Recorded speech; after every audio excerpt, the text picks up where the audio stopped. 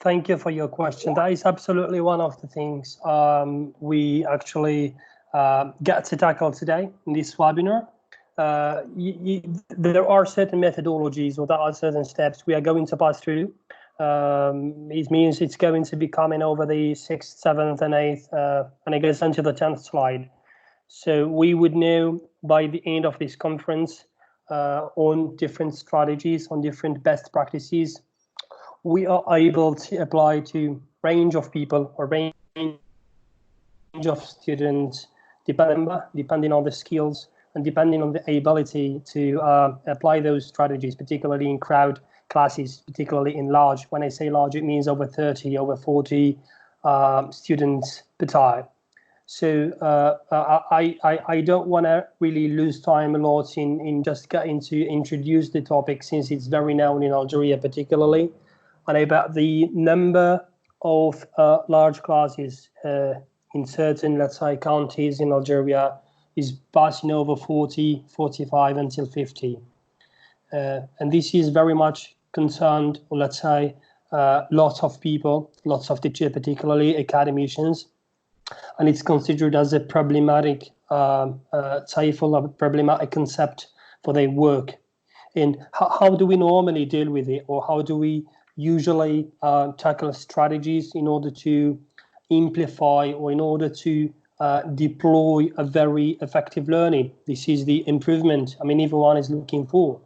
But we need to think at the same time of the factual statement or the factual needs we do have, and how the learning occurs in proportion of the classes, or how the learning occurs over the, let's say, the two sides. And someone has got a very small size class can sometimes fail in order to teach those students, or can sometimes fail to implement or deploy an effective learning. But at the same time, this applies to the large classes. You got some people who've got very large classes, but they are successful.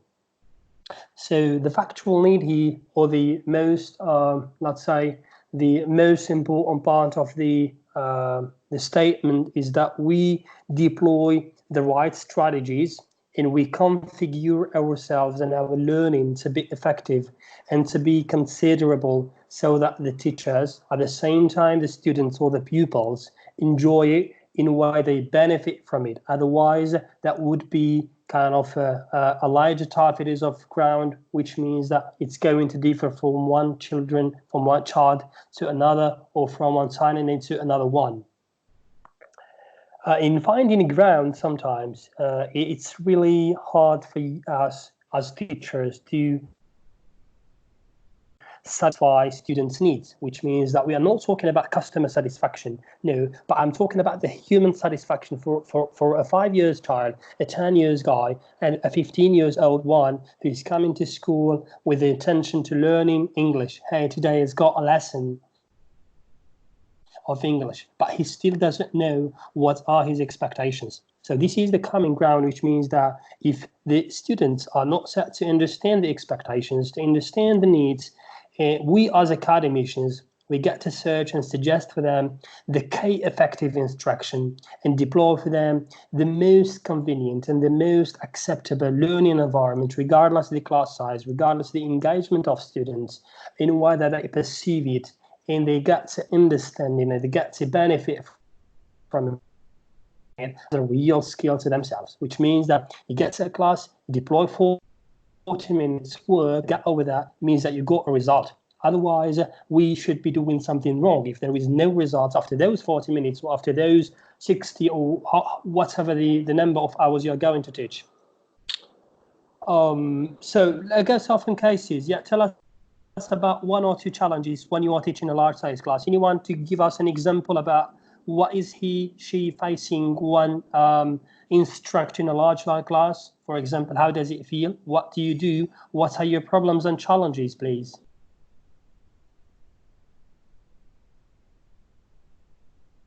Anyone who's got a question or got to tell us something about this can just unmute him or her and start speaking.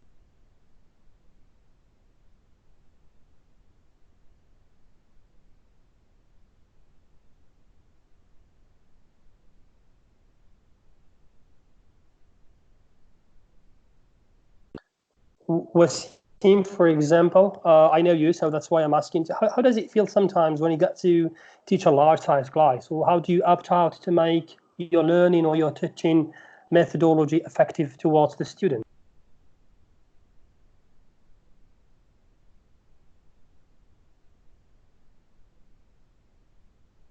Hicham?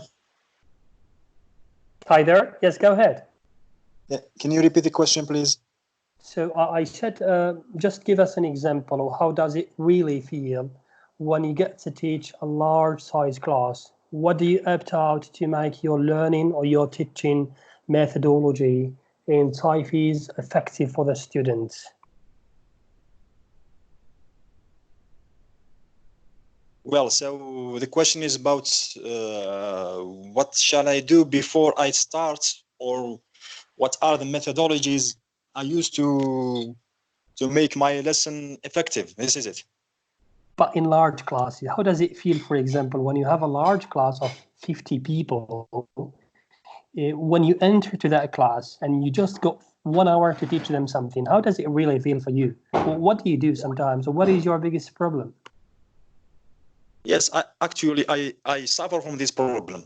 I teach in a school where the classes are really crowded, not less than 40 pupils in each class. And it's really tiring, a tiring job.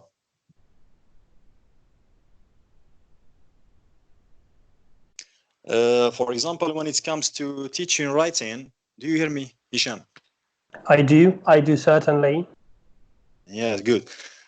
For example, when we teach writing, there is the section of I Learn to Integrate, which we normally work or do in groups. And when it comes to large classes, working in groups seems to be very hard. How to manage those crowded groups in crowded classes. So I think that it's a problem of time management, how to cope with mixed ability pupils with low capacities, with pupils with high capacities. So it's really a big problem to deal with large classes. Okay. I got Techna. She's got another question. Please go ahead, Techna. Yes. Hello, everyone. Well, this is Ibtisam. Well, one of the main challenges is getting all the learners participating and involved in the teaching learning process. That's it. Okay. Thank you, Ibtisam. Thank you, Wasim. I got the questions now, and I understand actually approximately what is the, let's say, range of issues that are happening in Algeria when it comes to large class. Murad said, let me read it for you. We can't offer time for more pupils to practice the language. This is normal one, certainly. 40 minutes or an hour is not actually very, let's say, a sustainable time to make sure that your students are learning actually, or your students are getting enough as if you want. And this is one of the things we are going to see in the coming examples. Let's see these examples. Some of the teachers are saying not all students participate, and due to being in a large class, they don't have the chance to make sure that everyone is raising his or her hand in order to say out something or to opt out for an example, for an answer. The same for other, they say, I have too much homework to mark, and it becomes almost impossible to give an effective feedback for everyone. And some others say it's very often mixed ability, and I don't know who to teach well, who to teach less, who to give more tasks to, who not to give more tasks to, and so on. So here we're talking about a mixed ability, since we do have a 40 students or 50 students class. Then other questions when it comes to participation, when it comes to attention, the noise, particularly the noise. I'm Algerian, so I absolutely understand what noise means in Algerian schools. So, okay, there is someone who did not mute himself, I guess. Can you just mute yourself, Zoo, so that I don't get an echo here? Ismahan Mada, please, can you mute yourself? Okay, so first of the things, we need most of the times to understand what is a large class and what is a small class, or how do we make sure that, let's say, my class learning or my class students are, let's say, too into the optation of the large class. So most of the large class issues, they comes to students' reception of individual attention. I'm absolutely sure that if you've got 40 people in the class, you won't be able to provide attention to every one of them. So this is one of the things. When it comes to the range of teaching and learning activities, you won't be able to give a very big range, but you would be very limited to program. You would be very limited to your syllabus, and in relation or in coordination to the employed controlling tasks you are going to give. This is an absolutely file intent, because it's not possible, since you've got a relation to be stick to a syllabus or to a particular program. Then it's one of the main issues you are going to face, called a large class. Same it comes to the opportunities for students assessment. I've got a question to you guys now. Are you really able most of the times to evaluate all your students' tasks or evaluate all your homework? Anyone can answer. You just unmute yourself and answer the question. Anyone is able to manage all the tasks and correct them and give the feedback to every single one in your large classes, or no?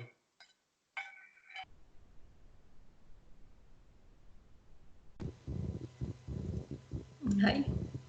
I think it's impossible to be able to evaluate all students individually, especially when it comes to homework.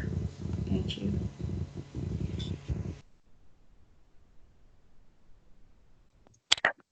Okay. Hello. Right. Hi there. Hi. I think that evaluating all it's impossible. It is not doable within the classes. But I think that peer correction would be an alternative for that. Thank you. Lovely. Thank you so much. This is one of the things we're going to tackle later on. And okay, it's very impossible.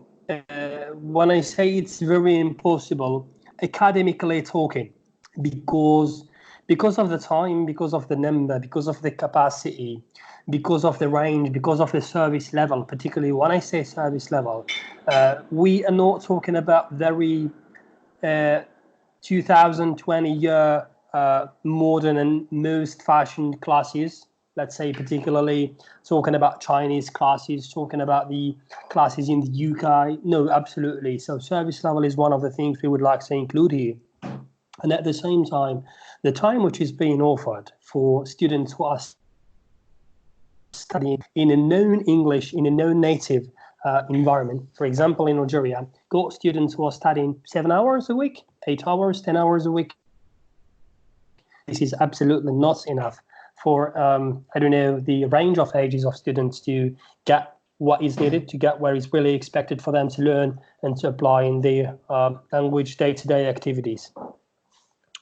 Going once more to the limitations of practical activities, means when you do have a large class size, you won't be able to give more practice. It's impossible, because you got, let's say, stick to attention, you got to stick to your program, you got to stick to your time, you got to stick to your break, and so on. Then the well, this is not the last, but certainly there are other issues, there are other problems we might be facing when dealing with a large class, which is the extremity of hard work. You are going to spend lots of efforts. You are going to be extremely tired. You're going to be very demotivated because you don't have money, because you don't have materials, you don't have resources, you don't have time. So you would find yourself by the end of, I don't know, 3 months work, 4 months work, kind of you have nothing done at all. And this is not your problem, actually. This is not the results of your failure. This is not the results of your, how to call it, your density of work. But it's just the fact that large classes are sometimes very tiny to particular results. And this is a scientifically proven information that if you've got a large class, the success rate is between 7 and 13%. So it's absolutely hard for us to get, let's say, success rate which is over 50 and 60%, like when we do have small classes. The advantage, okay, just before we got there, do you have any questions about the large classes, let's say very frequent issues, and let's say summarized in the top 7-1?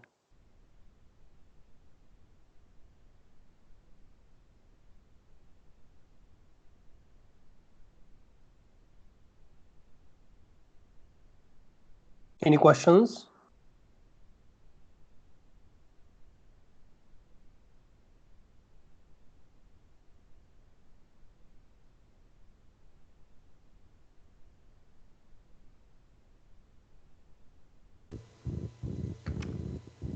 Hi again. Hey there.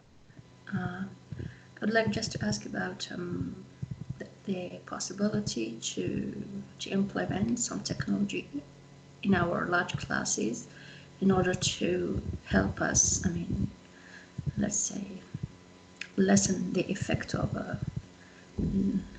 non-efficient classes in crowded classrooms. I mean, how do we help ourselves by using some technology in order to be more efficient in large classes? Thank you. Thank you. Yes, if we're talking about using technology, it depends what technology you would like to use. And it depends the sake for what you would like to use the technology. But most of the times, teachers or academicians, they advise to use the technology for facilitation, I mean, to simplify the learning. The second thing, it helps you save time. It saves really so much time for you writing. It saves time for you to grab the student's attention. It saves time for you to present, because if you've got, let's say, I don't know, a projector, and you are going to show pictures. So showing a picture through a technological way, it's going to give more importance. It's going to give more colorful visibility for the students. I'm just giving a very small example. If you grab a picture from a newspaper and paste it on the board and ask the students what this picture is, they are just going to look at it. They give you the answer and it's done. But if you're going to show it through, I don't know, through a fashion board, let's say a techno board, or let's say a very smart board with its IVs and colors, then it's going to grab the student's attention. It's make memorable information for them, and it grabs the tightness of the brain and make them understand what the color is, and make them understand what the person in the picture is. So it's related. Well, let's say it differs between what you want to do with that technology. And certainly some people, they would like to use technology to save time. Some people, they would like to use technology to grab more students' attention, to be effective. Some people, they would like just to show off. They have, I don't know, 5 students in the class. They would like to use technology to make the students' parents, particularly talking about private schools, students' parents very, let's say, astonished of using that technology. So it really depends. But using it, it's going to facilitate, and it's going to introduce a new effect of what your lessons type is, what your lesson skills are going to be deployed in a very effective way. Talking about the configuration of the lesson, it's going to give you a high visibility. And this is one of the topics we would like to have a special webinar for it. It means the use of the technology means and sources on the effectivity, or let's say on the dimming of the effectivities of the language lessons, particularly I'm talking about language since it comes to English, and this applies for different languages. Okay. When it comes to small classes, you would be, does any one of you here have a small class, a small size class, please? I just would like to see the numbers of small class in Algeria. Hello? Anyone, please, to enter us? Hello? Hi there. Well, I have a small class, third year math stream, 10 students. 10 students. That's yes, that's a very small class and a good one for teaching. Anyone else, Yeah. please? I just see the range in Algeria.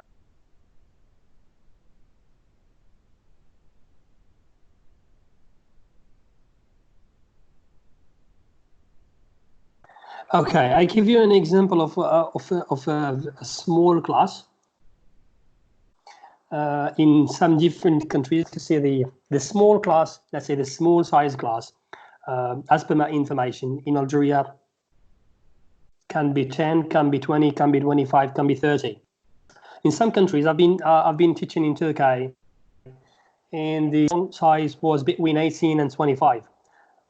I've been into the UK so many years, and I've been teaching in England, in Scotland, and the range there is 12, 18, and 23. So 23 is the very bottom. Gets 24, it means this is a large class. Comes to the Czech Republic, they do have between 25 and 32. When it comes to some European countries, they do have 5, and it's over 5 for them. It's kind of a large class. So it differs on the needs of the establishment, particularly institutions, governmental, public, and private ones. So there is a difference of the numbers. So let me go quickly to some advantages when you got a small class. What you're going to, or how you are going to make your teaching, let's say the information share, very effective to students. The thing you're going to be able to manage, and it's all about people management now. You will be able to give more attention to your students. You would be very flexible in teaching learning activities. So you can teach speaking twice a week, as you can teach writing 7 times a week, because you've got time. You're not going to spend time on managing the class, but more in giving to attention for flexibilizing your exercises and prospect the right you're going to benefit from the number of small size classes you go. The deployment of the appropriate activity, and here it comes the question of mixed ability. If you have a large class, it means you have lots of abilities, you have lots of ranges. Heterogeneous impact is going to be more visible than in a small size class. So you would be able to choose the proper activity and employ it, let's say, deploy it effectively for the students. So you would be very flexible, and you can notice whether your students are good in writing or are bad in listening. And this is, let's say, going to relate certainly to the results, certainly to the assessments of doing the, let's say, corrections of exams, corrections of quizzes, doing the yearly checkpoint, the monthly checkpoint for your students in order to give a feedback, a proper one, certainly. And it's going to help you open opportunities. So you got going to do work, then you do deployment, then you check the effectivity, and you flex it as you want. Then later on, you check the assessment. And here, so when you check the assessment, it opens for you the chance to, or let's say, deploy and explore opportunities, what your students are in need of. So you would be able to understand whether you are having problems with pronunciation or no. You'd be able to understand your students whether they have a problem with the first language. So some people, they cannot speak English without thinking in their mother tongue. And certainly, of course, when it comes to a teacher, you will have a reasonable workload. You would be able to teach, not as you want, but as comfortable you won't have lots of volumes or workloads, and you can even meet the students' needs, which means that you're going to show your results at the end of the year, by the end of the assessment checkpoint. So this was kind of a comparison between large and small class size. Anyone has got a question, please?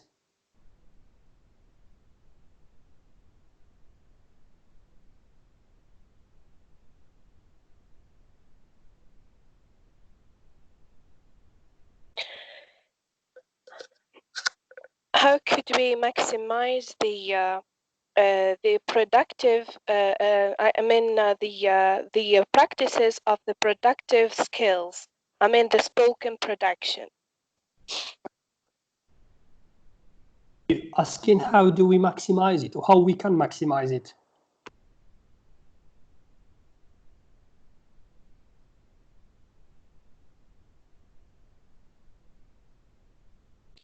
I mean how we can maximize it within the mixed ability level. Yes, I got the question now. So this is one of the things we're going to discuss. I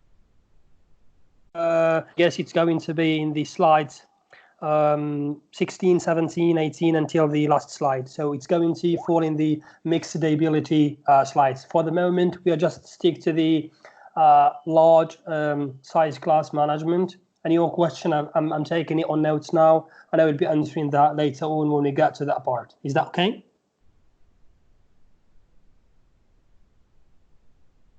Yes, okay, thank you. And I see someone has written, it's Techna, I don't know the name exactly. Most of small classes are in private schools. Yes, well, private schools, you mean language courses or it's the private schools, like the private middle school or private secondary school? Can you just explain more, please?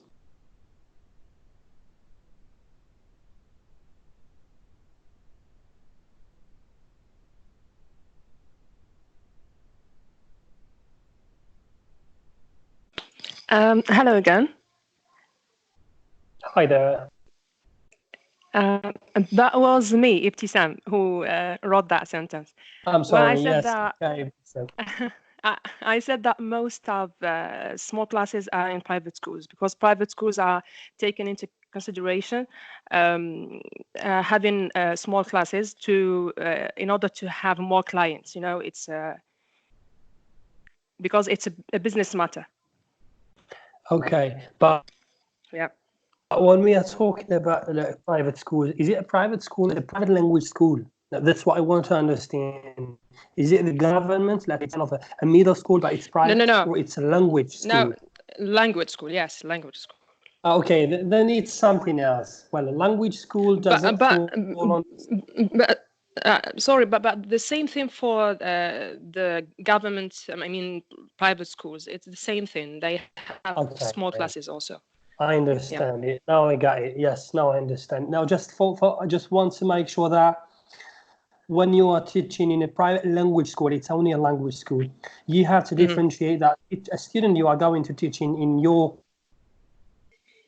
public school has got not only English, has got French, has got mathematics, has got geography, has got history. So yeah, there's kind of a range of the service levels. There is a kind of range of configuring the students' brain or students, but it's coming over. It's coming.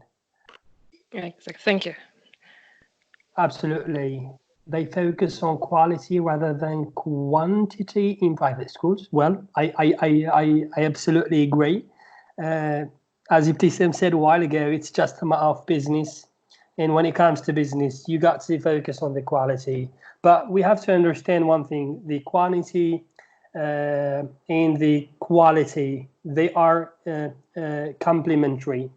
Yeah, a student who is going to learn speaking, let's say, for a particular subject, when he goes to the shop 67 times a month, this is not a quality. We understand that he's going to master it, but that's going to be a little bit kind of a rush of information, and he's just going to polish what he knows. That's all.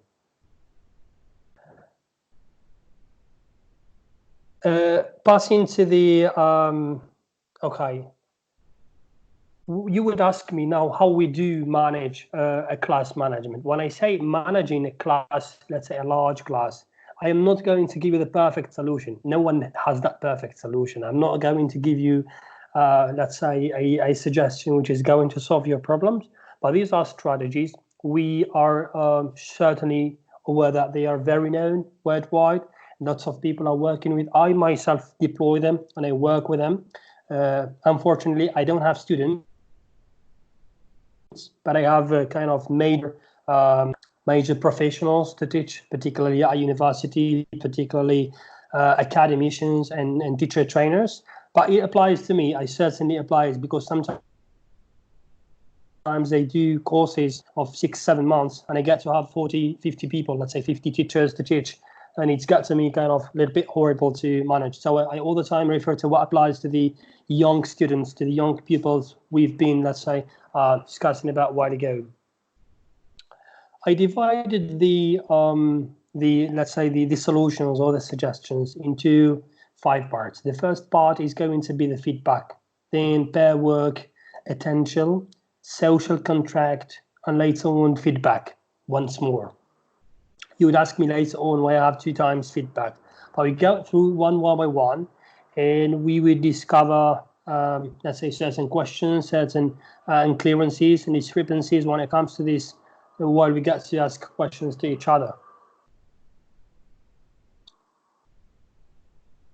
So the first thing you would certainly tend to tackle when you have a very large size class means the peer feedback. Yeah.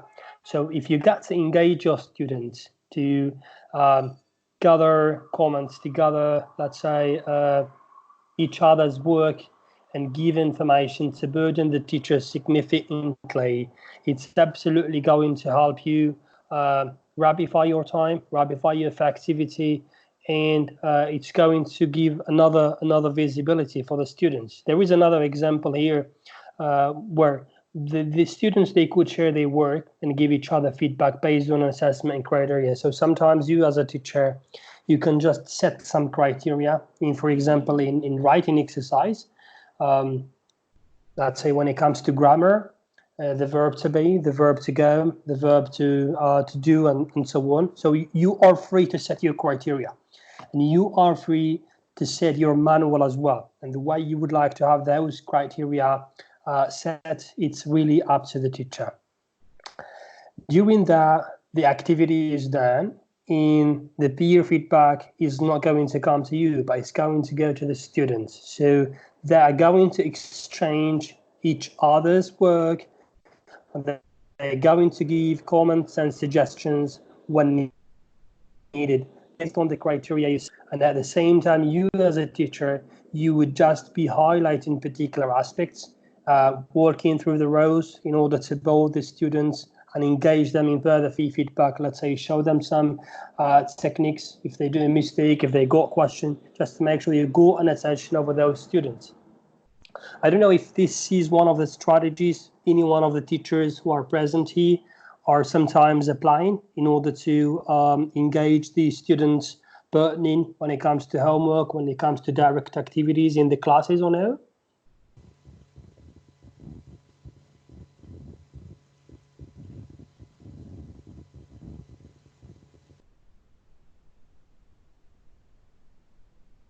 Anyone has used this, let's say, peer feedback burdening to... Hello? Hi there. Yes, Hicham, it's Wesley. Okay, I know the voice. Yes, I think that peer correction or peer feedback is very useful and very effective in class. It helps the teacher to gain time and effort as well, better than making the teacher does more effort to correct everyone individually. So peer correction or peer feedback is very effective for the teacher and for the pupils as well. Absolutely, Wasim. I can't say more, really. This is a very, let's say, significant approach and very helpful approach for academicians, for teachers, in order to save time for themselves. And in order to build kind of a trust, default between you and students. We understand that sometimes you got students who know each other, they're going to be cheating, that's normal, but it's just a matter of time. Students need to get used to such methodologies. They don't know them. That's why they just tend to do it horribly. They just tend to cheat and not do it, let's have it in the fight. But once the strategy is applied into your class, the first time, the second time, the third time, the 10th time, it's going to give effect. It's going to save you time, and it's going to build a trust between you and students, which means that they would kind of feel that you are giving them more importance than you used to be before. For example, they feel that you trust them. They feel that you just give them a value and valorize what they are doing to each other. And at the same time, it's going to open a very range of communication between the students into discussion. They would be asking each other, how do I say that word? How does this go if we don't have kind of like open exceptions, and so on and so on. Anyone has got a question about feedback, Pete, and so, please.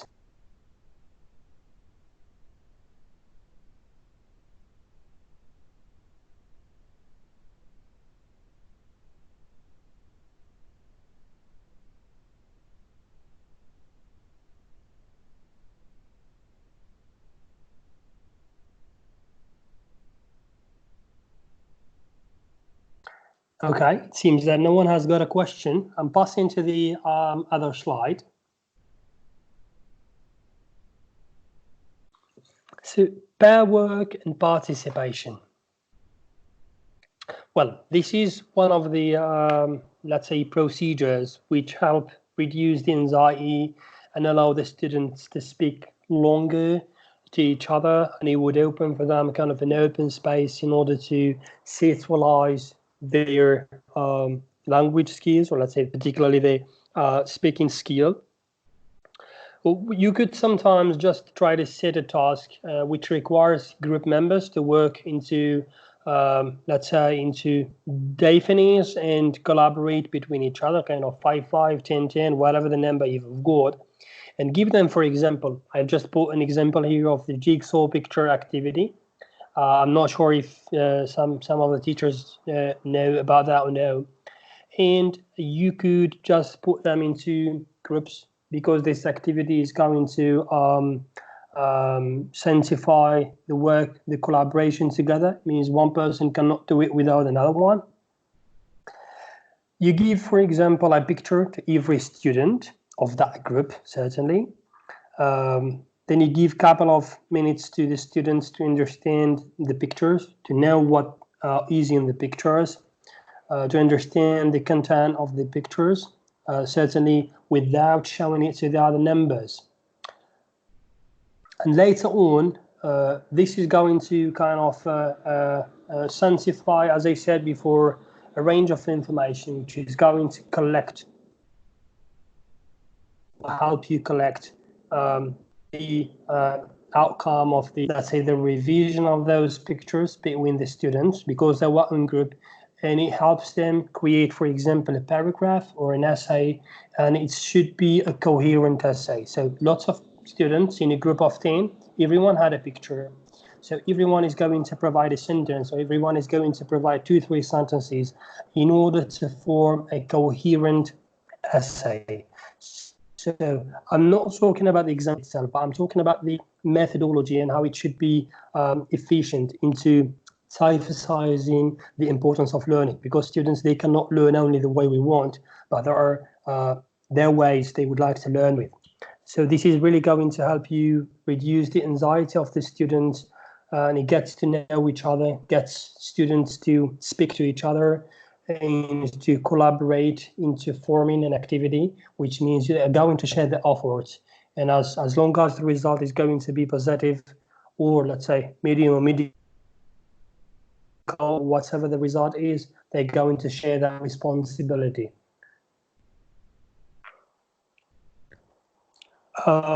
Anyone has got a question about the strategy of pair work and participation, please?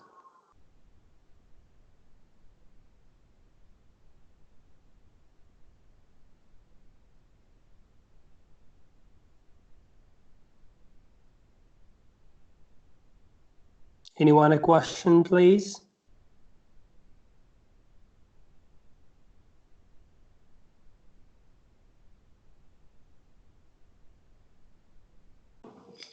Hello again. Hi there. Not a question, but I just wanted to say that we may use such, let's say, activities during the tutorial sessions where we have the class is divided into two groups. So we are not obliged to use or to, let's say, use such activities during the class or during the lesson, where we have all the learners together, but we can use it during the tutorial session when the learners are divided in groups. Absolutely, that's very obvious. It can be used in the way it requires the situation in. So if you've got, as you said, just to use it in your tutorial session, that's absolutely fine. There are some people who would like to make their sessions all the time practicable, particularly those who are focusing on writing, for example, those who are focusing on a specific language skill, and it could apply depending on the situation and depending on the need.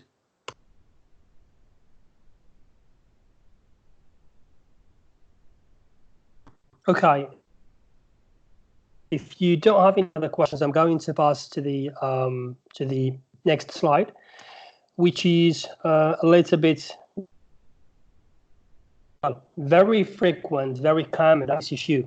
Raising your hand in order to train students to do something, or let's say, for example, to stop work or whatever.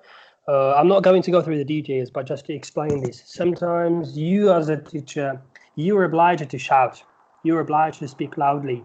You're obliged to say, keep quiet, keep silent, stop talking, and those things, while at the same time, you could teach your students a particular behavior, a particular method of keeping quiet, of stopping doing an activity, or just rolling out something. For example, we do have some teachers, they just give an activity to the students, and then 10 minutes later, when the activity's time is over, they raise their hand. And as long as one of the students sees that, he stops doing, and he's going to inform his colleagues that the teacher has raised his hand and he's asking us to stop working. So it depends on what you want, and it's up to you as teachers to choose a methodology to save your energy. Because believe me, being a teacher, and if you got to say keep silent and stop working 10 times a day or 20 times in your class, it's going to absorb all of your energy. And it happens to me as a teacher. When I get to say those words, I really feel weak later, so I want to stop in it. So yes, there are really kind of stop work, do work exercises or activities, depends on behaviors as well. You get to teach your students in order to be able to manage that class, because it's a very large class, and you cannot say keep quiet 10 times in 1 hour session. Can any one of you tell us what she does in order, for example, to launch or roll out an activity, stop an activity, or ask students to be quiet, please? I really need to know this because I've never been a teacher in Algeria. I've never taught there. So I would really like to know how you are using such PAVE codes.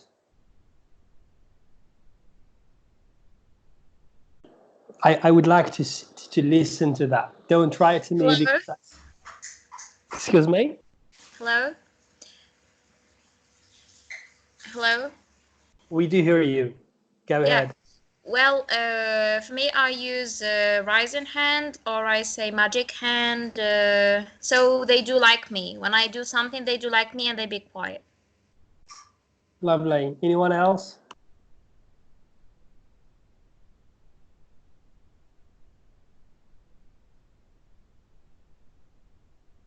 Wasim, can you just tell me what you've just written? Can you just say it out? I would like to opt for it.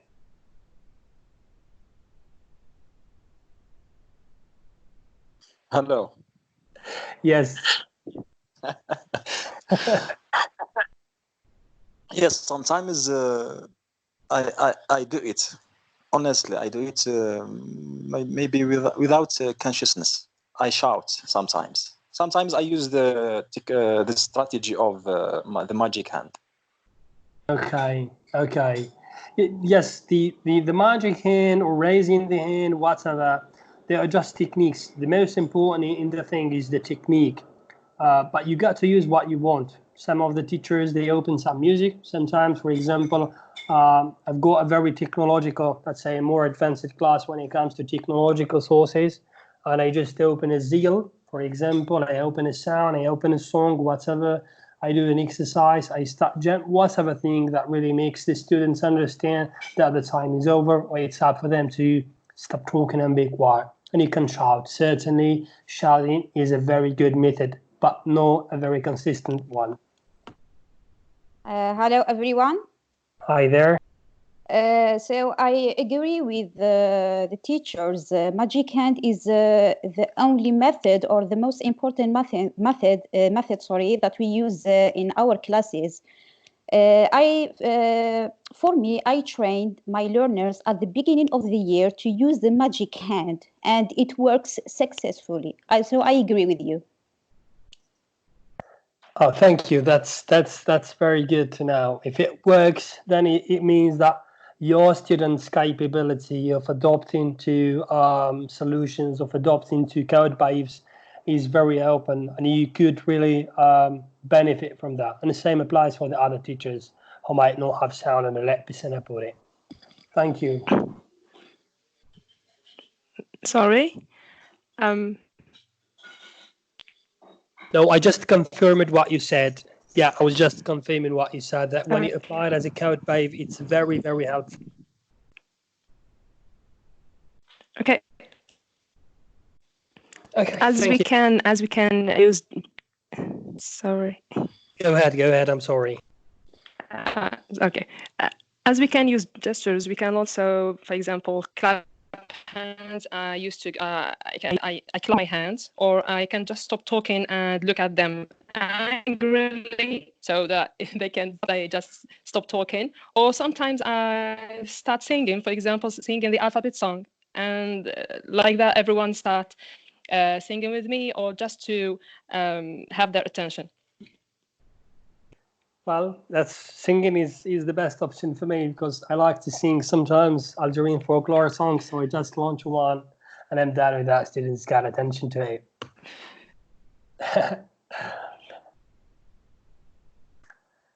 Well, if anyone has got another question, you could certainly ask before we pass to the other slide.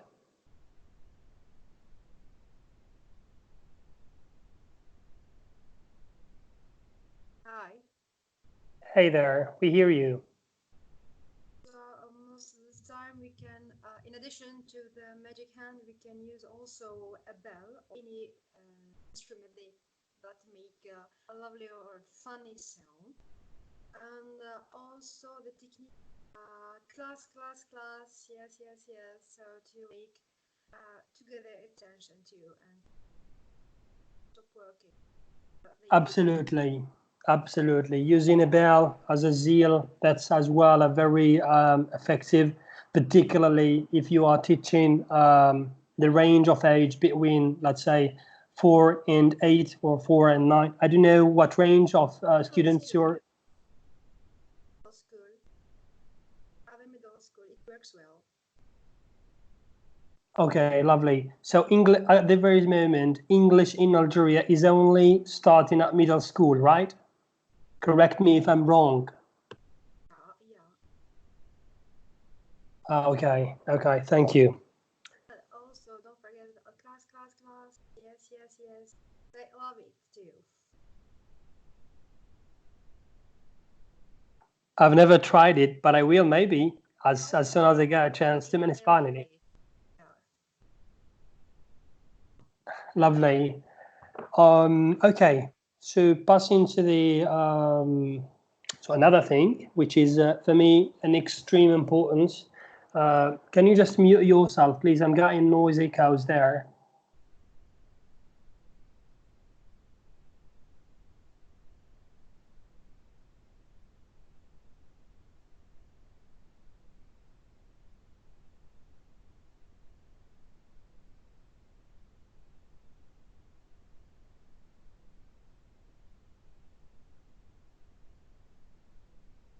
There is someone who's got this and open.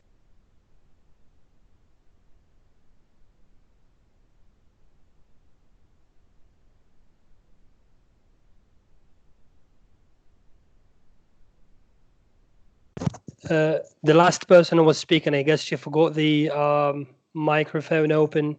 Just can you mute it, please? I'm really getting over an echo here.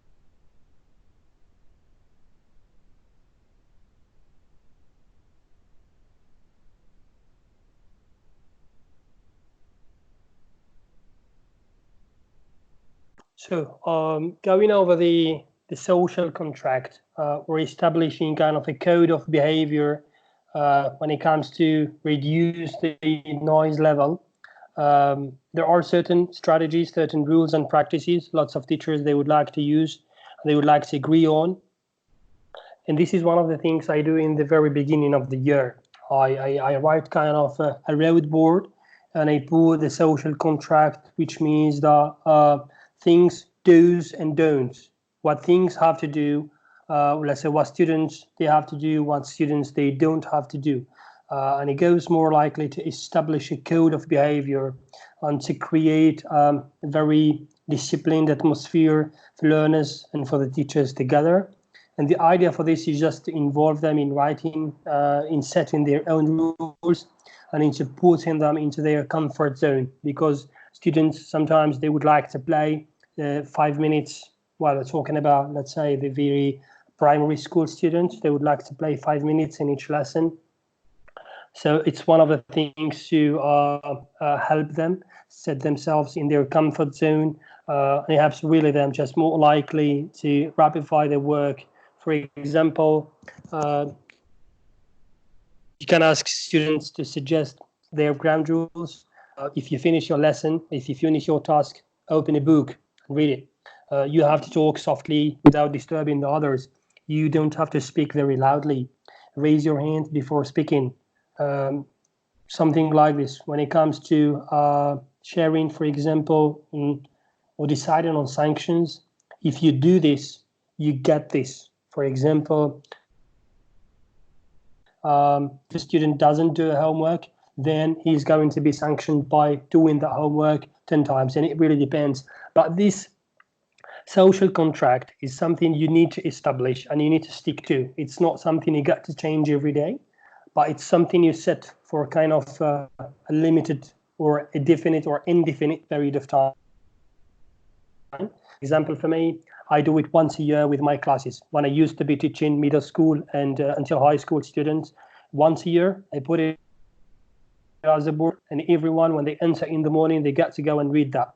Or in a way that they see it when they see it, means that they got to remember what are the rules, what are the codes written there in order to behave with and apply them within the classes. Anyone has got a question, please?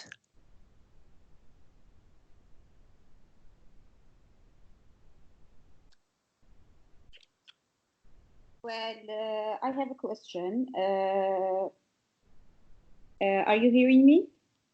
Yes, we do. My first question is, how can we create small class atmosphere in a large class setting? And my second question is, what are the key elements for successful lesson plan in large classes? Thank you.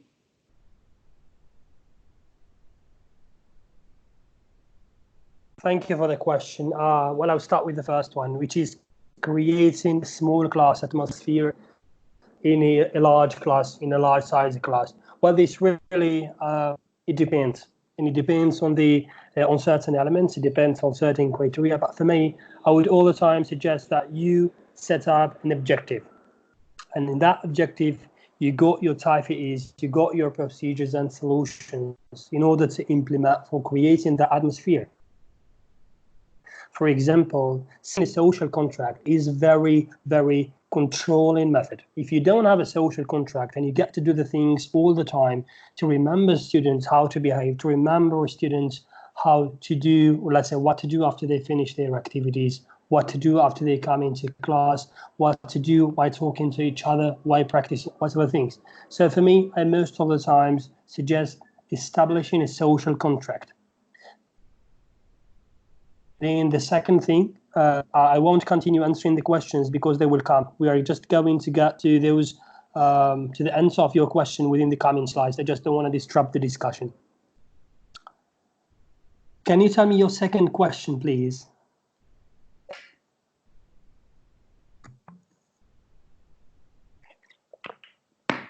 Can you say once more your question? Yes, I'm here. I said my second question is, are you there?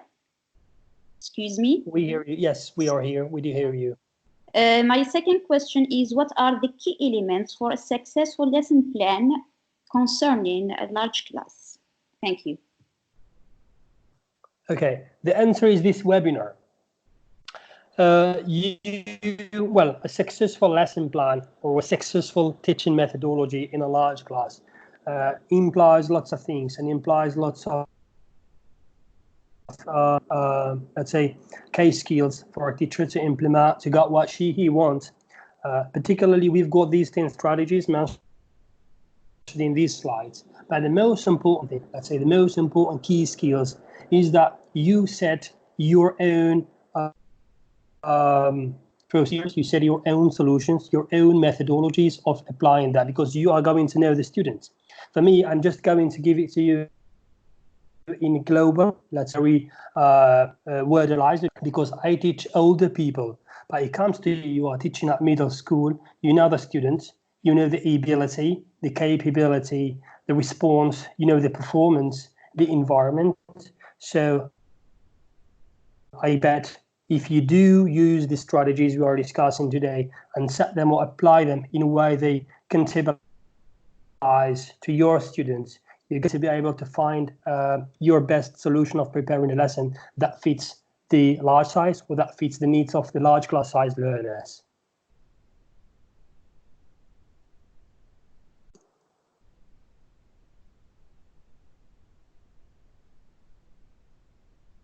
Hello, do you hear me?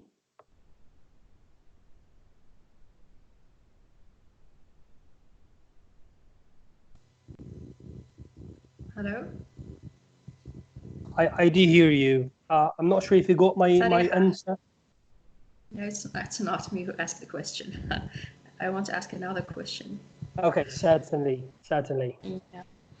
So since it's a large class, I think I suffered a little bit from, say, the students not having tendency to respect this social code or not to get disciplined. I have more than 40, so maybe 30 are disciplined. They might respect that social code, but maybe you find difficulty in the other 10 students not respecting this. So if you or any other colleague here attended the webinar can give me some, let's say, some tips in order to get my students disciplined and follow this social code all over the school year. Thank you. Absolutely. Thank you for the question. Well, here, when you go kind of arrange a percentage of your class members do not respect the contract, then it comes to jump to the behavior management. Yeah. Well, then talking about behavior management, talking about the impact of those minorities who do not respect the social contract, we got to use the, let's say, the service level abandoned social behavior, let's say, social contract or social code behavior. Well, when it comes to the abandoned, when I say abandoned social contract or abandoned social behavior code, there are kind of, this is actually a topic. There are really tens of technologies, tens of methodologies and sets to use in order to, let's say, eliminate this minority, which does not respect the social contract. And at the same time, you cannot do it alone. There should be an impact of your students, because you've been able to teach, you've been able to educate kind of 30 people to obey to those rules, to obey to that BIF code, and the others, they have not been able to do so. So either it's a discipline, it's a behavior management, it's not a control issue because you are able to control the majority, or it's kind of, how to say, a speed to contact or speed to performance issue. When I say speed to performance issue, it means that the students did not realize what is the importance of that social contract. What is the relation of that social contract with me standing here, with me sitting here in the class? As I said, this is actually related to behavior management. I personally, as a teacher, whenever I got such an issue, I just tend it to behavior management and going to a new, let's say, set of rules, a new set of ways and solutions to apply for those students who do not respect the social contract. This is only my point of view. I'm very open if any one of the teachers here has got another suggestion, has got another thing to respond to Saleha, myself as well. I would like to see how things are going over there. Hello again. I think that establish classroom rules is really effective, yet we have always a kind of pupil who are not going to obey these rules. It's better if we can find them from the beginning and try to involve them in a kind of a leadership over these rules. Because they are more likely to take control over their peers, and we have this kind of mindset within our adults that we tend to teach. Another point or another strategy I do use with my learners when I find someone who is really making a trouble, I become childish like him. For example, if someone sing, I would sing, or I would sing with him. He would stop, and this is my experience. Thank you.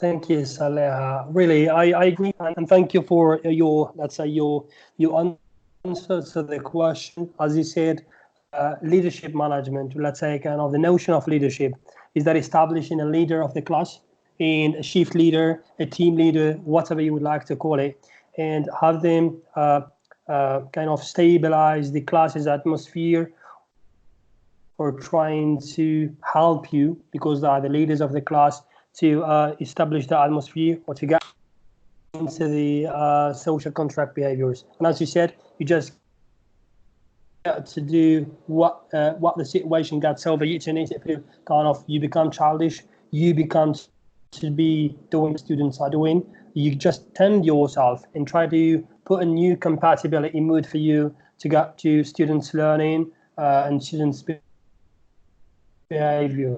But as I said, it could be, and it could be behavior management. It could be that the students, they need to be educated about such things. They still don't know what is the meaning of obeying a behavior role, a behavior contract.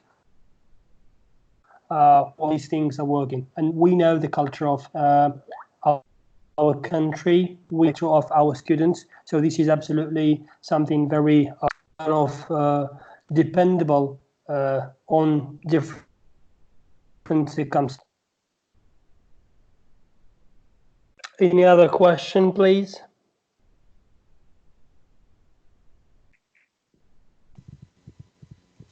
Thank you for your answer, you and the colleague.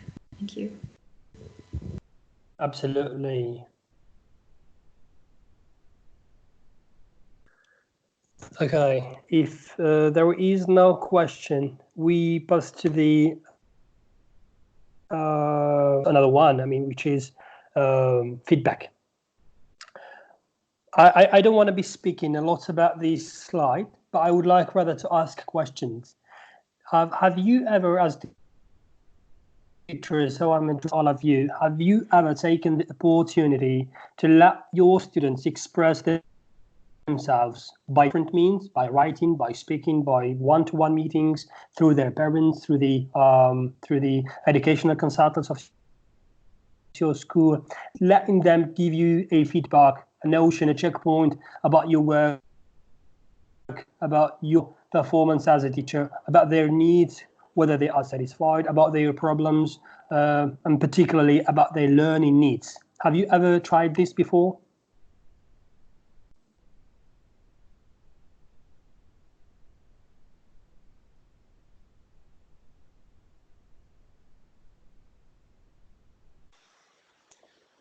Yeah, Hicham? Yes, Wasim. As far as I'm concerned, I didn't. Okay. Anyone else who has done it? Who did not do it? Maybe. Hello? Hi there. Well, I tried it with some classes, and it is very good because I get those who got the point, those who didn't. It's like reflection on your work. Okay. Okay. Good. Anyone else?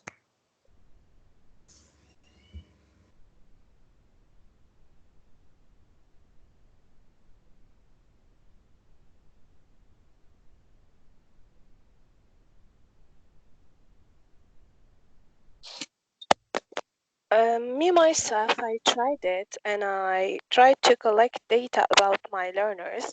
As far as I have asked them about their interests, they really want to immigrate.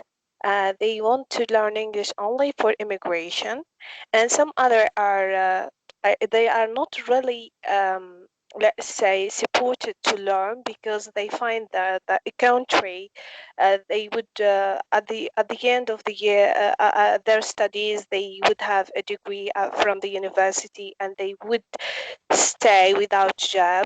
And this is all what I want to just insert a kind of positive impact on them, but it is not really working. They have this, they train their unconscious mind to immigrate or to be soldiers, and that's all. This is what I find after collecting data from my learners. Okay. Thank you for your answers. I believe so. It really differs from one country to another. It differs from one place, from one environment to another one. It's a way that is going to let you understand and it can enable your students to, particularly people or pupils who are shy, who've got kind of introversy notion, or unable to speak loud or to front the teacher, to come in front of the colleagues and so on. But this is a very, very effective way of understanding your learners' needs.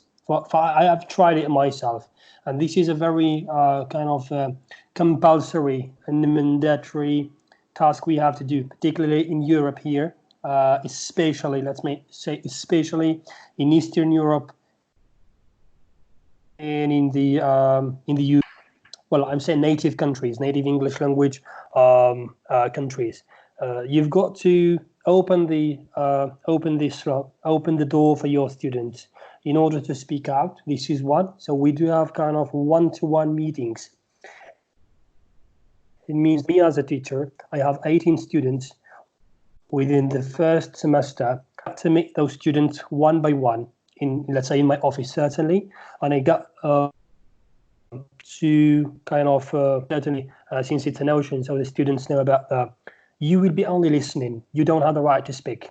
So my students is going to be telling me everything about his learning, about his needs, about his problems, about his colleagues, and about myself too. So even if he says something bad, you're a bad teacher, you are, I don't know, you are shouting on us a lot, you don't give us more importance, you don't give us attention.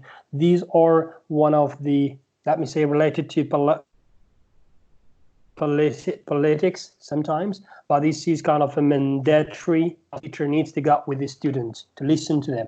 You could certainly do it in an anonymous feedback. It means that you give them paper without writing their names. They are going to be, well, you ask some questions. How do you feel your learning progress is? What are your challenges while learning to speak English, and kind of these questions, and you just make it anonymous. You take those papers, you read them home, and you try to kind of establish a subject matter expertise for your class. so that you would understand the needs, so that you would understand the problems, and it's certainly going to summarize the main points of yours, the up points, the down points, and it's going to give you a very clear visibility about how your students feel with you and without you. My question here, is this mandatory in the educational institutions in Algeria or no?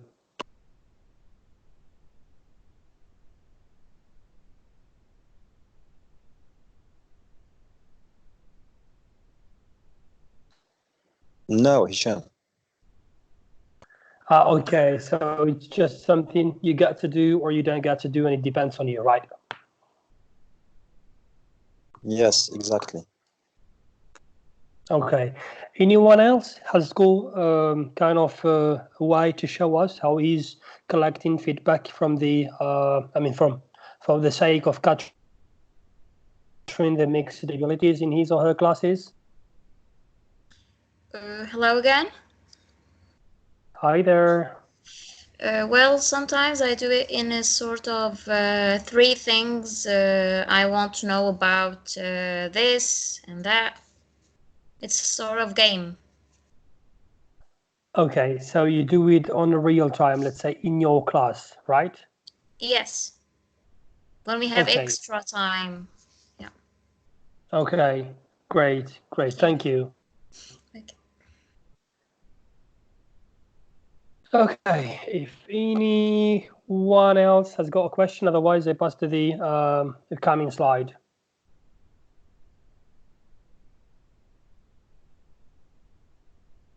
Yes, Okay. Hicham. Go ahead. What about fun activities, games? What's about what exactly the fun activities and the games in relation to the feedback or in relation to the, let's say, large size class management? No, in relation with large classes. I mean to engage students.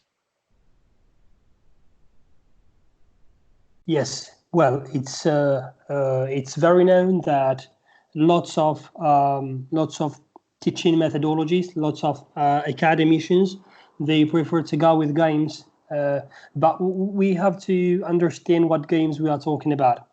I did not include this part particularly because I know about the materials of teaching. Do you have games, for example, in the classes you are teaching? Do you have some kind of toys? Do you have cars students or pupils are going to play with? Do you have maps? Do you have graphs? Do you have books? Kind of TVs, flyers, and things like this. So I did not include it because I don't know exactly what is the level of diversity of materials of teaching in Algeria. This is one of the things I'm really not aware about, and that's the reason why I did not include it. But yes, it is one of the solutions. You could really enhance your teachings, let's say your learning's effectivity, while playing games, while having the students do games for some particular sakes, for example, communication in English, for example, speaking, for example, listening, leadership roles. With those games, it's not just for fun, but it's for the sake of teaching something, particular skill or a particular concept in your classes. Sorry, I would like to add something about the previous point, if Go you don't ahead. mind, of course. Absolutely. Okay, just wanted to say that we do ask learners to express themselves at the beginning of the year.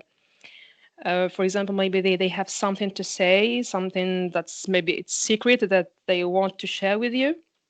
But during the year, I may say that it depends on the teacher's personality. If you are showing that you are someone who is a good listener, the learners will express themselves to you freely without being invited to do so.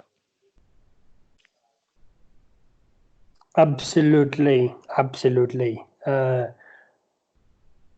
I can't say more, since it's as well something you know, something you have practiced, as you said. If the students or the pupils know that you are a good listener, you give them time for for expressing themselves. You open for them the door to show up and to opt out to say things. This is absolutely going to help into letting the students say what is bothering them, what are their challenges, what are their problems and obstacles that are facing while learning or while coming to their class at more instead of it.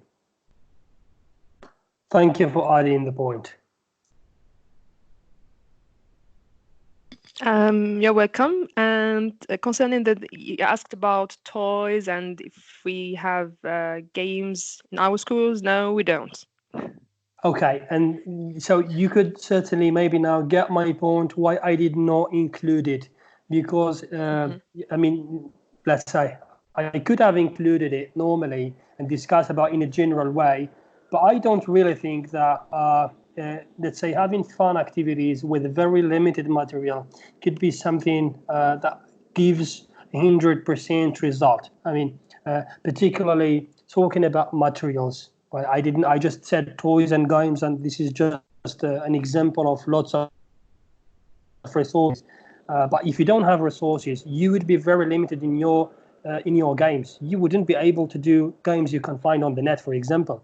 If you don't have the space, if you don't have the time, if you don't have, I don't know, for example, the right environment. For example, if you got a cold class, let me say it. If you go a cold class, if you go a class where the wind is just wrapping over the windows, you won't be able to do really such things. But there's an option you could deploy in your class, and it really depends on what you're going to use as a game. It really depends on what materials you've got to satisfy the needs of the students, because a student is going to get or to attend for a gaming time. He needs minimum 30 minutes to play.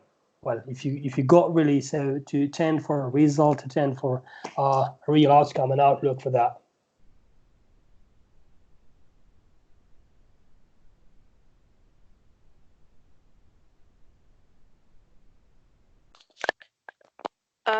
Hello again. I have really, I want to answer Wasim, and I have a different opinion about using games in relation to the material that we have in Algeria. But we could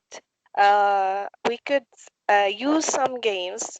I agree that we have a limited choice, a limited choice in terms of games that we can use within our classroom, within large classes, and so on and so forth.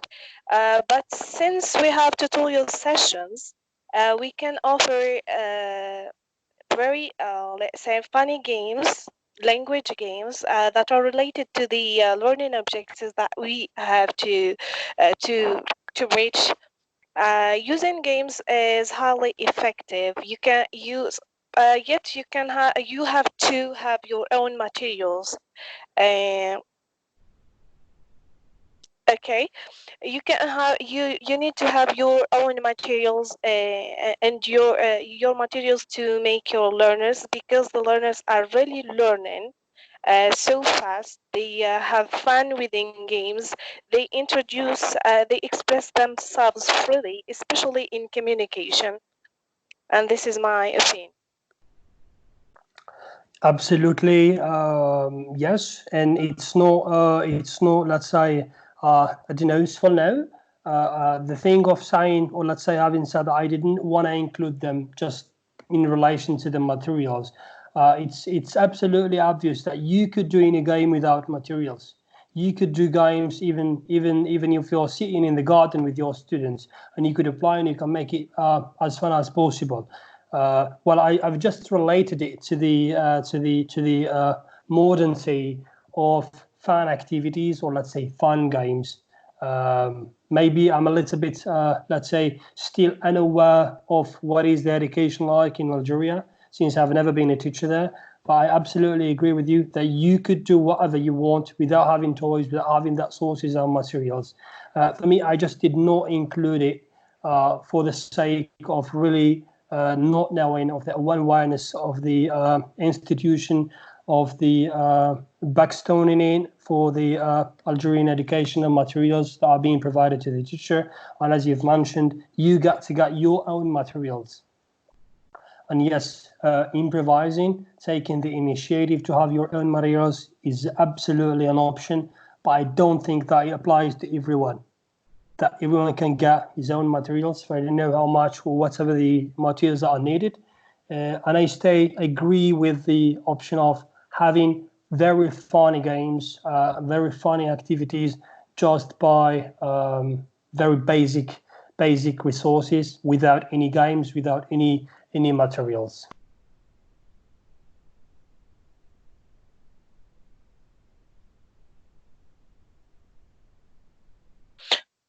I get your point, but we here in Algeria we have to take risks. We adapt to the situation, and because we have to forget about the noise that it would be accompanied with such games, because it would be it would be a positive noise here. And that's it. We have to try. That's all. Thank you. Absolutely, we have to try. Thank you very much for letting me know about this.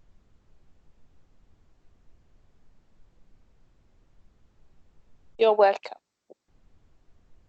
Okay, then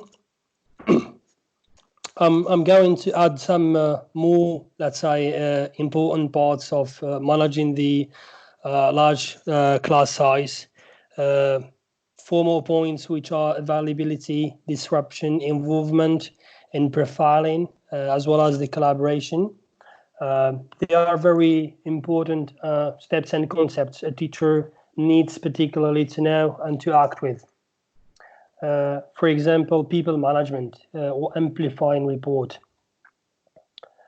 Sometimes lots of teachers, they really don't, let's say, I don't want to say they don't intentively or with an attention willingly to not get time for the students, not to listen to them, not to amplify and build rapport with the students. But it's a very important way with your large classes to sometimes, for example, come early in order to amplify your report with the students, to get an open talk. Shouldn't be talking only about the lessons, about the topics, about the majors you've got in your syllabus, but showing that you are available as a teacher for them, showing that you could get to sometimes a personal level of discussion. For example, as I mentioned, the other 3 examples, coming early to the class in order to chat with the students, talking about factualities, talking about the actual life. For example, in these days, what is happening in the world. Conduct a lesson, for example, from a different point of classroom. Let's say changing the way of the setup of the class. For example, the chairs, the board, if you've got particularly more. Sometimes students, they would like to speak because of a certain problem. So if a teacher shows a particular availability, social intention to students before or after the lesson, this is as well one of the things which could be very, very helpful to amplify a good report with your students.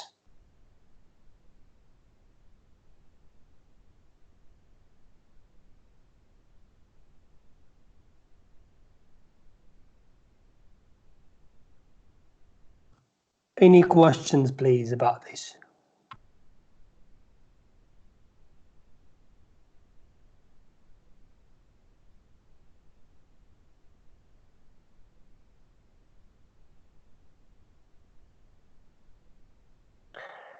Okay, means there is no question. So I got to pass to the other slide, which is the individual responses.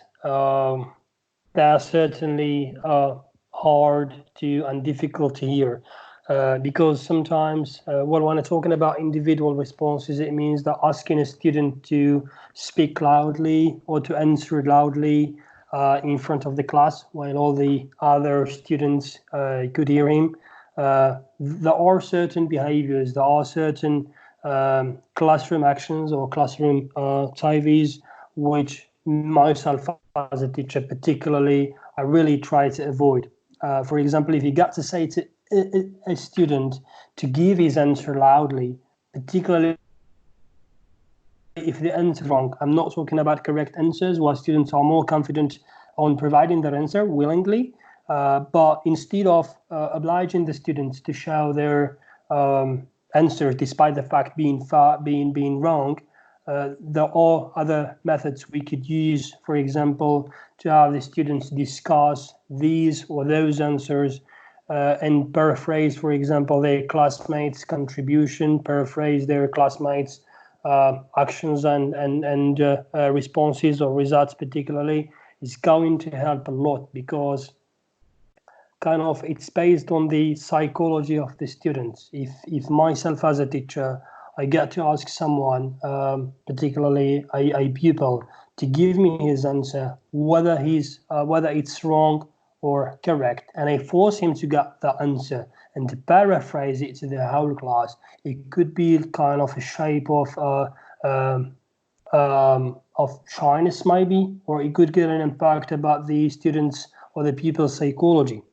And if you do this on a regular basis, students who are contributing, they might speak more loudly, they might be contributing into making the others listen very well. They could be contributing into giving more confidence, giving more the stand of answering to the other shy students, to the other, let's say, introvert personalities in your classes. And it stands for my point of view. I would really like to listen to you and tell me, how do you deal with the individual responses in such situations? I would like to see how things are going over in the other side here. There. Anyone, please?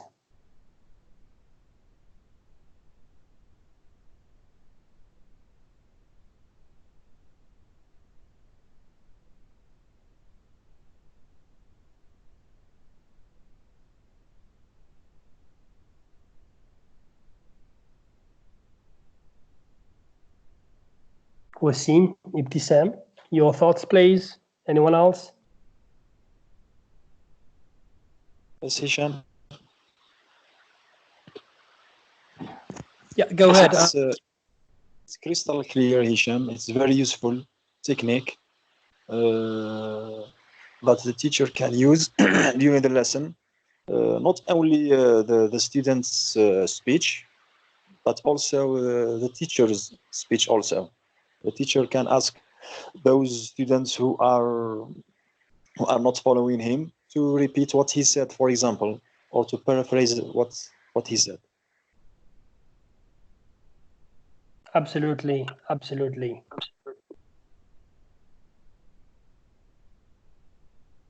If anyone else doesn't have any other things to add about the individual responses, we could pass to the other slide. But before we pass here, I would like to let you know that we are running over time. So it means that we've got an hour and a half. And I think we would be able to continue until the end of the presentation, since it's going to last maybe more an hour. So I suggest that the coming topic, which is going to be about mixed ability, to be done for a new webinar within this week or the next weekend. Wasim, please. I don't know if you got to agree with me on this or no, or anyone else, please, because we're running over time and we've got only 20 minutes to continue and open it. I personally agree. I agree. Okay. I suggest that we continue the rest of the webinar within this week. Yes, absolutely. I'm really thinking, I'm really free. I don't have a mind, but I'm thinking as well for the participants, everyone has got his own restrictions or, let's say, personal things to do. So I suggest we continue slide 16, 17. I guess 18 is the last one, yes, or let's say until 19. It's same related to the large class management. We could open a discussion for kind of some question and answer, and we could just wrap it over. And we will be organizing the rest of the presentation related to the mixed ability within this week. I mean, within the new week, right?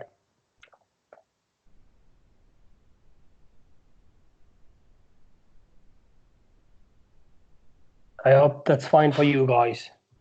Hello, Hicham. Would you repeat, please? You have been disconnected for a few minutes. No, I just said because we're running over time, and I said that the rest of the presentation, which means that the second topic, the mixed ability, it's going to be discussed within the coming days. It means that today we will just wrap over the large size class management, and we will be organizing a new webinar to continue with the mixed ability class. All right, thank you. Great, thank you.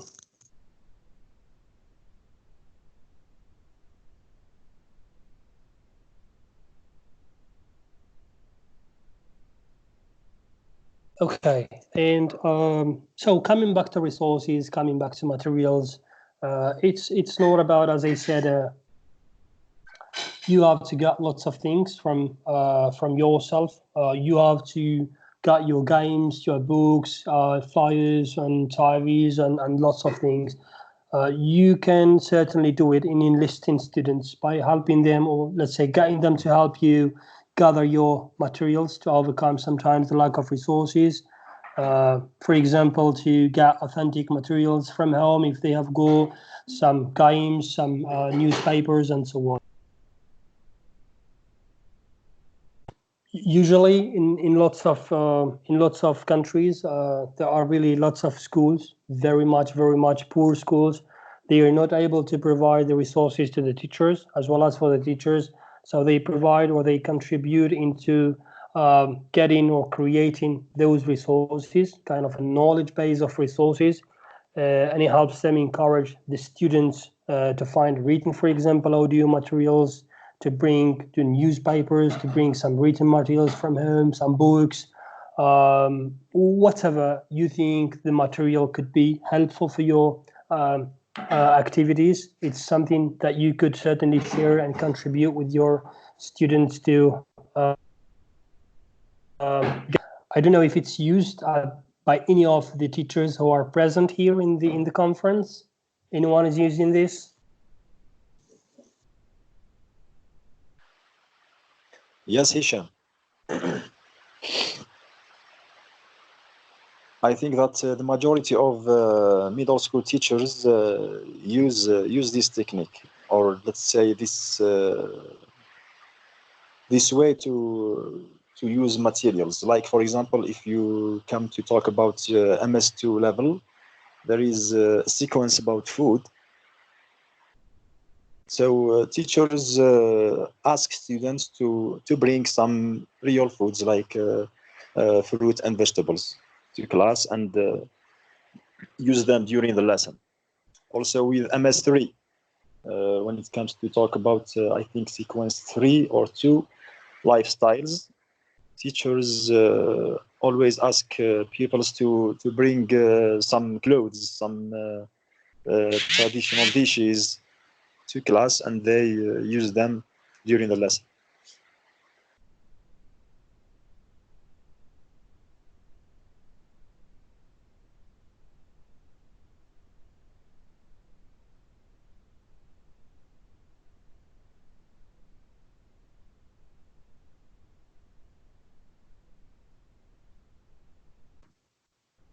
Absolutely, Wasim. Thank you so much for this. Yeah, it really depends on what is the need for that session or that activity, but you could really contribute with your pupils, with your students to get materials, as Wasim mentioned, when it comes to food, when it comes to traditional clothes and things like this. And this really helps the large classes to overcome such fear of getting involved, particularly you've got people who are most of the times not able to be involved in activities. It helps them get to the lesson, it helps them get to be involved in whatever funny activity or let's say concept you are going to be in that class.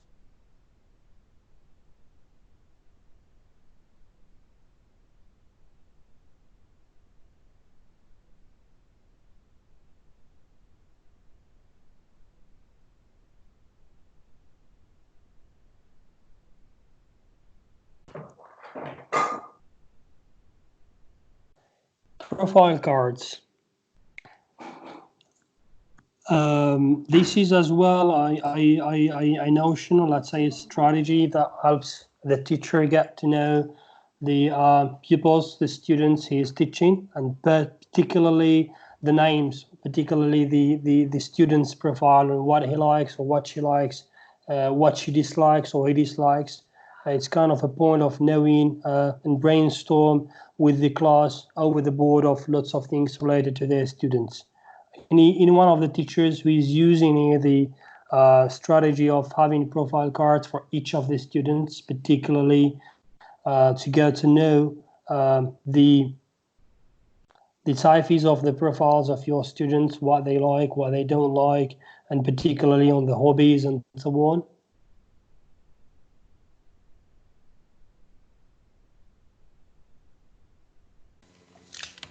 Hello. I had an experience with this profile in the sheets. I had a colleague teacher who was teaching French, and he used these sheets. I tried to apply them for all my students, but unfortunately I couldn't carry on with. I think, but I had, pursuing the work by filling it and and carrying with this work along the year. The school year was difficult for me because I had to carry about other things. But at least I had some information about my students, and I could put that into consideration while teaching. Thank you. Thank you. Yeah, it's clear. If you know the more you know your students, the more you are able to provide, let's say, an effective learning types and effective learning tasks to each group of the abilities you've got in your class. And if you've got a large class, it's certainly hard to remember all the names, to remember all the, let's say, all the profiles of your students, of the needs, particularly when it comes to sometimes special needs, mental needs. Yes, we are talking about public schools, so we've got really different and various profiles there.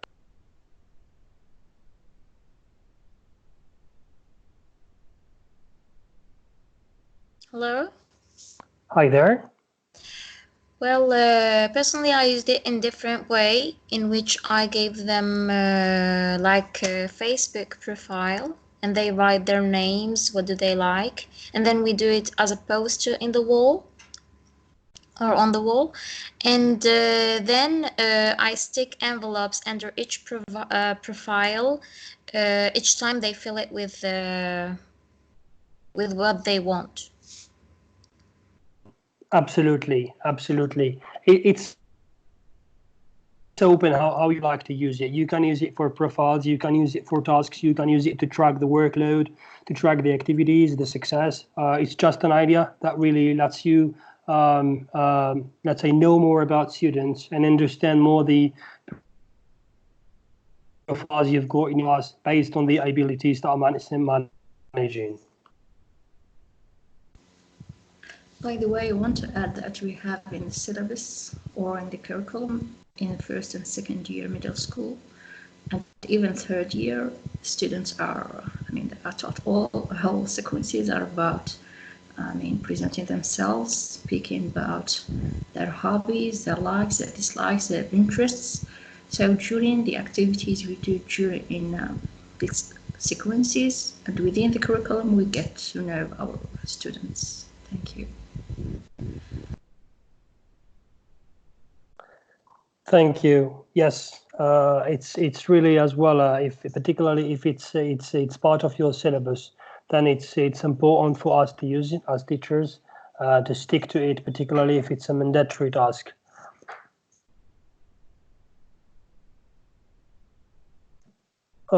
Getting to the last slide of this webinar session, I would really like now to leave it to the participants to maybe let us hear their voices and got questions to hear each other. This is part of kind of a consultation discussing the problems and the challenges every teacher's got with his peers, his colleagues at the high school, middle school, or whatever you are teaching. So anyone has got a question, anyone has got an experience to share. We've got kind of now 10 minutes before we end up the webinar. If you would like to share something with others, or anyone got any question, any one of the participants could answer to.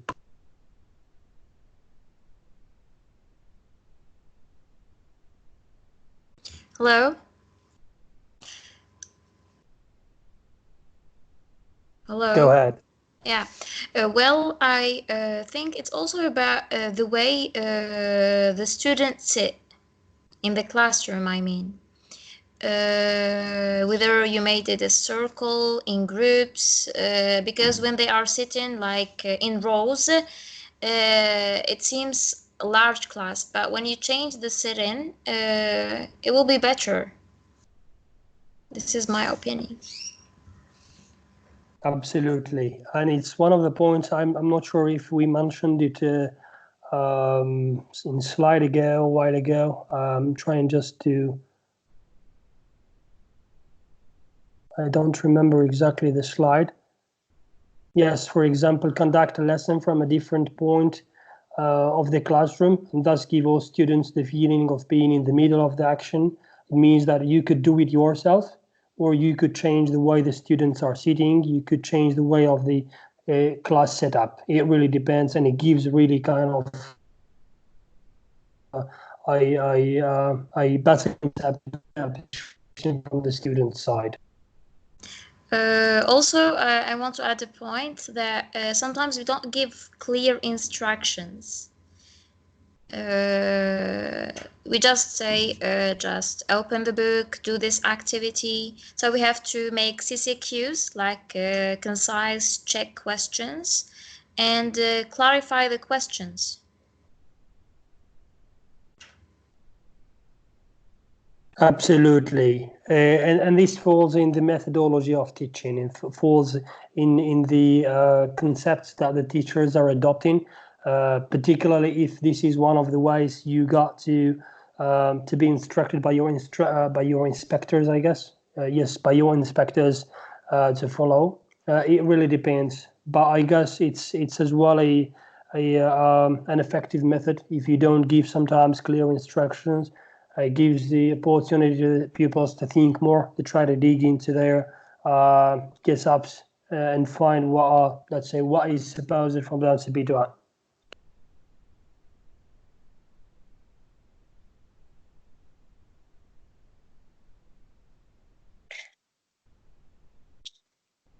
I want to speak about reflecting journals, which is a good activity that the teacher could do to better his teaching practices, especially having more data about his learners to plan for either remediation or moderation. And also, he could also, after having this reflection on his own teaching, he could provide one pupil, let's say, extra efforts to help him being good or something like that. Also, I have another point to mention about the kind of dealing with the pupils. We have to develop their critical thinking within introducing lesson within the mixed ability class. We would have a variety of opinion. We have to just trust our pupils that they could something, they could do something, they could say something. Thank you.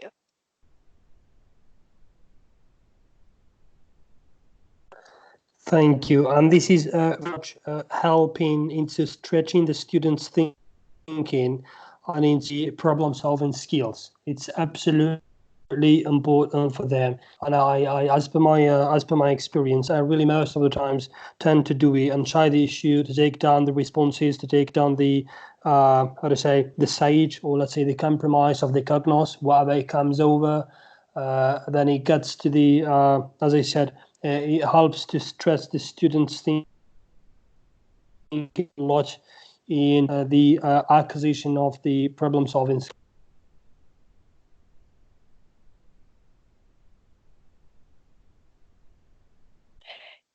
I do agree. Also, we have different, since we are speaking about mixed ability classes, we have different mindset, and we have like slow learners and someone who we can call them fast finishers.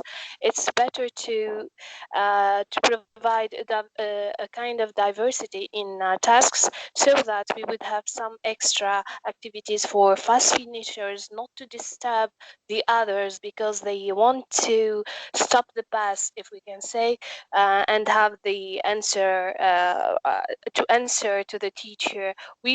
It's better to provide them with other tasks, not to make to disturb the other learners.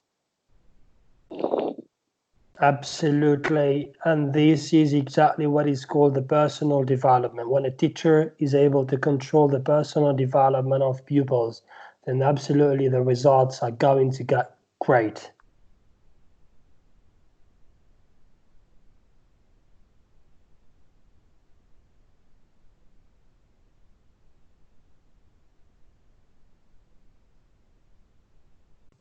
Guys, I don't have anything else to add for the moment. I don't know if you've got to be asking questions to each other. Certainly, if I might be able to answer, certainly. Otherwise, I would like to thank you for your time. I've enjoyed this webinar, for your collaboration and participation. And I hope to be meeting you once more in the very next webinar, which might be organized as per the agreement with the coordination of other teachers on the interest.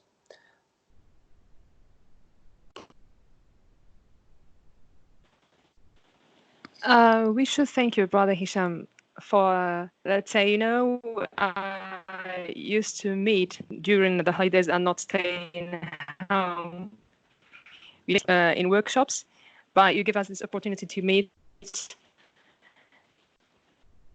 and to share and with all our colleagues. Thank you again. Always, thank you so much. Thank you.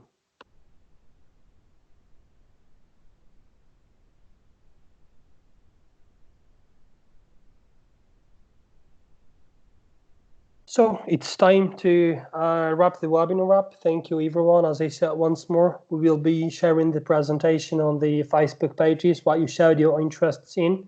We will certainly let you know about the schedule of the upcoming webinars, and have a great day ahead. Thank you, everyone. Bye. Thank you. Thank you. Thank you very much. Thank you very much, Hicham. Thank you, everybody. Thanks a lot and much appreciated. Thank you.